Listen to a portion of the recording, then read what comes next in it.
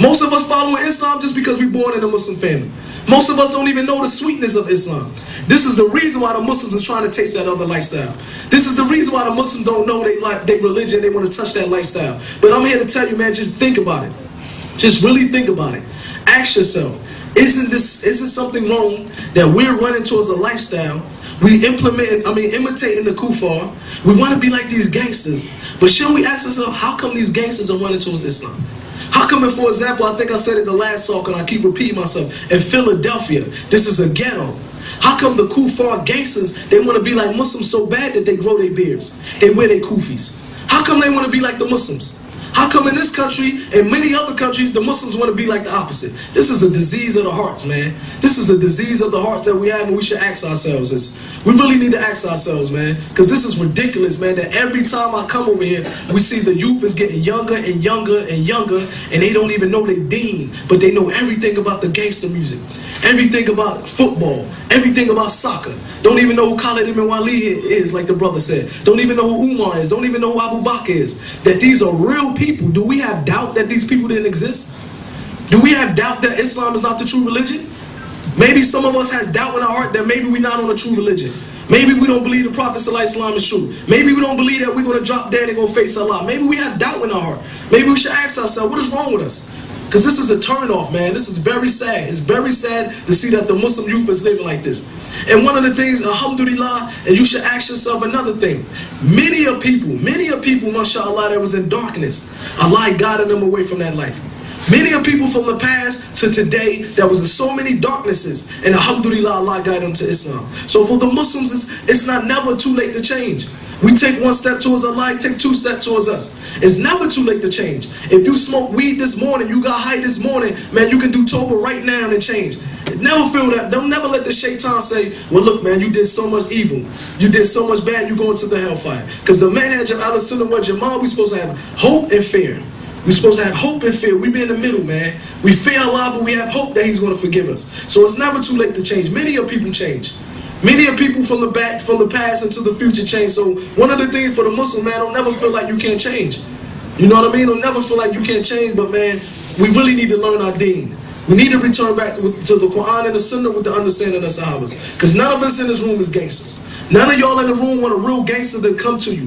That's very sad, man. Very sad. I keep repeating myself, but I'm very disappointed when a brother said that when our own Muslim sisters walk down the street, the Muslim brothers, I swear, wallahi, man, I would have beat them up. Wallahi, man. That's very disrespectful, man, to disrespect Muslim sisters. Very disrespectful, man. They need to be punished for this, man. Do Tawbah, because that's rude. That's somebody's daughter. That's somebody's wife. That's somebody's mother, man. SubhanAllah, what's wrong with us that we going that far? We're so lost that we don't even respect the Muslim woman anymore. We're so lost, man. Let's return back to our deen. Let's return back to our deen, because this lifestyle we live in is going to come to an end. It's going to come to an end, man. And we pray that we die upon Quran and the Sunnah. Especially the youth, man. Don't look up to the knuckleheads. Don't look up to these people and think they cool, man, because this is not the life to go. Like we said many a times, many of the people are changing. Many of the people run into Islam, alhamdulillah, with the blessings of Allah. So one of the things of the topic was to change. As my life, for example, I never thought that I would be a Muslim. When people used to talk to me about Islam, it never penetrated to me that one day I would be a Muslim. It never penetrated to me. I used to have in my head that I used to want to die. I was so confused and lost that I used to want to die in a gun battle. I used to say, look, man, I need to die going out in a gun battle. People many a time put guns in my face, and I used to mouth off to them. I used to mouth out to them. I used to have alcohol, weed in my system, and I used to want to die in that lifestyle. Alhamdulillah, Allah guided me from that, and I pray I die as a Muslim. So how come the Muslims, they're Muslims, but they want to drink, they want to smoke, they want to drink, they want to smoke, they want to get high, they want to sell drugs? Shouldn't we be afraid of dying in that lifestyle? What you want to do when you go smoke weed, and that's the night the angel of death snatch your soul? What you gonna do when you decide to go to this party, fornicate with this woman, and that's the night while you fornicating, the angel of death come? Because I'm gonna tell you a true story that I heard from a brother, a very truthful brother named Dawood Adi, man, a student in a da'i in America. He was saying that in New Jersey, it was two people that was missing from the Muslim community, a brother and a female. They went missing. Nobody knew where they was at. One of them was, or both of them was married. Allahu Alam. None of them knew where they was at. The community was concerned. When did this brother go? When did that sister go? They noticed later on they was watching the news and the airplane hit a hotel. Do you know where the brother and sister was at? They was in a hotel fornicating. An airplane hit the hotel and they died like that. This happened recently in our times. This is not a story that you can say, wow, it sounds too good to be true. This happened for real. They died while they was fornicating, as Muslims, because Muslims, we think it won't happen to us. We think we always going to get away. We always think we're going to get away and I can do Toba later. I'm going to smoke weed now, but later I can get away. We don't know when we're going to drop dead. We all going to die. It's already written.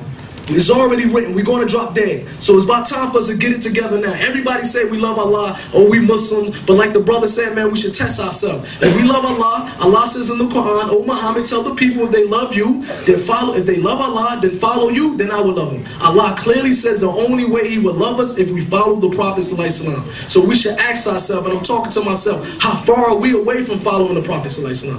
How far are we away from even knowing who the Prophet is? We don't even know who the Prophet is. Most of us probably never even read his life story. That's very sad, man, that Kufar are doing papers and writing about the Prophet ﷺ. Here we go as Muslims.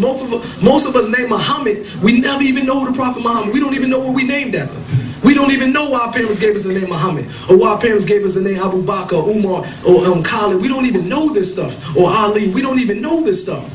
But we know everything about the football players. Everything about the rappers. Man, this is some punk stuff.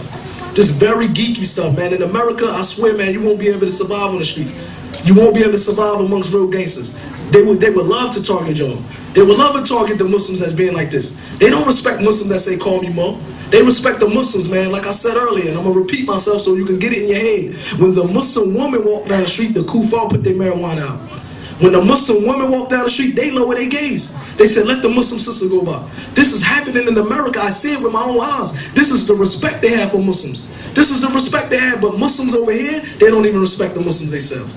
They don't even respect themselves. This is why they got to get high. This is why they want to get drunk. They don't even know their religion. This is why we living in this life. You should ask yourself, the reason why I'm getting high is because I'm so far away from my deen. This is why I want to get high, because I don't even know my Lord. Because Allah says in the Quran, when the hearts remember Allah, that's where they find tranquility. So obviously we're not remembering Allah. This is why we want to go and get high. This is why we want to go get drunk, because we're not happy. We have happiness through Islam, but we're searching in other ways. So just a reminder, man, to everybody in this room, including myself, even if you don't want to listen to nothing else I had to say up here, you don't have to hear nothing. But one thing you should listen to, we're going to die. That's it. We're going to drop. We're all going to die. So think about that. We're going to return to Allah. This is real. You think Allah just created us for nothing, that we just drop dead and we turn to dirt and it's over? You don't think that his people get punished in the grave? Do you know the Prophet ﷺ said people get punished in the grave? The whole of the world hear it except for mankind and jinn. He said if the mankind heard the punishment and the yelling of the grave, we would stop burying our dead. We would stop burying our dead. Don't think when we die everything is over. It just begins. It's just going to start. When we drop dead, life begins. So while we're saying wasting our life right now, wasting our youth, subhanAllah, we're going to die one day. You should at least just ask yourself that. Why am I created? Did Allah create me so that I can be a thug? Did Allah create me so I can pretend I'm a thug? Because none of y'all in here is thugs. You can't be a Muslim and a gangster. Somebody will eat you alive. We bring real gangsters over here and eat you alive, man. You can't be a real gangster. You're a Muslim. Get it through your head. You are a Muslim. You're a Muslim, man. We all Muslims in. Let's be Muslims and act like Muslims. So I'm gonna end it with that, inshallah, man. And the brothers want me to announce that next week, the same time, 7 p.m. at this place, the same day, inshallah. But just a reminder to myself and to y'all, man, it's really about time, man. It's a story about Fuad ibn Iyad. Fudel ibn Iyad. Fudel ibn Iyad was one of the son of the earlier Muslims back in the day, and he was a highway robber. Most of y'all might already know this story, but when I read this story, man, it had me in tears. He was a highway robber, even to the point when people used to go to do pilgrimage for Mecca, he used to rob them. He used to stick them up when they going to do tawaf around the Kaaba. They coming from all different parts of the world. He would rob them. He used to fornicate. One day he was hopping a wall to go fornicate with a woman, and he heard a verse in the Quran. Somebody was reciting the Quran. Isn't it about time for the hearts of the believers to fear their Lord? That one verse struck his heart, man. He fell down and started crying. When he ran away from there to hide, he heard people talking about him, saying we have to be very careful. This is the place where Fuad ibn Iyad robbed people. He started crying. That one verse in the Quran changed him, man. He became a scholar of Al-Sunnah wal Jama'ah. He became a scholar, alhamdulillah. That one verse, man, is a reminder for us and y'all. Isn't it about time for the hearts of the believers to fear our Lord, man? So if he can do it,